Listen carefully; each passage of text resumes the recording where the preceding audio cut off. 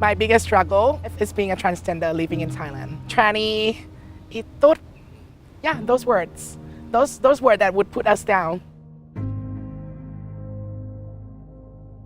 My name is KOKO, 26 years old, a girl from a small town called Surin in the northeastern part of Thailand. That's who I am. I have come to a realization about my gender identity when I was around 3 years old. I went to ask for a wish from some spiritual statue. I wish to have a long hair, become an actual woman. Since then, I always know that I was born in a wrong body. It's important to be yourself because when you be yourself, you understand yourself. If the acceptance comes from within, that is when acceptance would happen from other people. Despite the fact that Thailand proclaimed themselves to be an LGBT-friendly community, but when it comes to the professional level, I would say that I disagree. I got a gender-based discrimination at workplace was a day that I had to go to the conference and present my company. So my boss asked me, "Are you sure that you will be going for the company presentation and the speech?" I was like, "Why not? I could do it." She was like, "Okay, honestly, KOKO, because you're transgender and I don't think that is very professional to be the representative of the company." She said, "Because usually people see transgender as someone who's funny, someone who's not serious about things.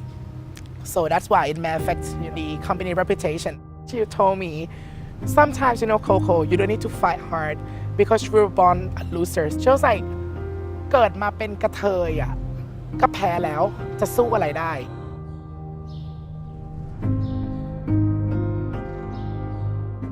People in general see transgender as the unprofessional figure. Possibly comes from the media portrayal, female actress as well. When media always portray them to be very submissive, looking for guys, fighting the protection, could not be themselves. If you're being a trans, you will have to be, only a funny materials for people to laugh at. With that regretful portrayal, that caused the perception of society, especially when it comes to workplace where it has to be really professional.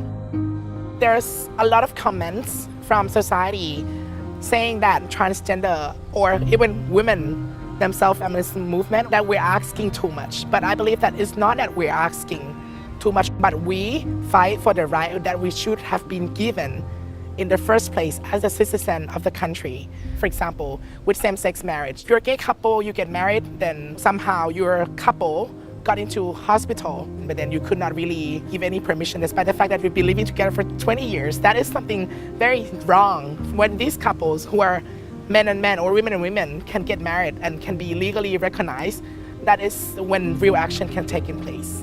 So I believe that there's still a lot of missing piece of impactful change that could really lift up the quality of living of LGBT community in the country.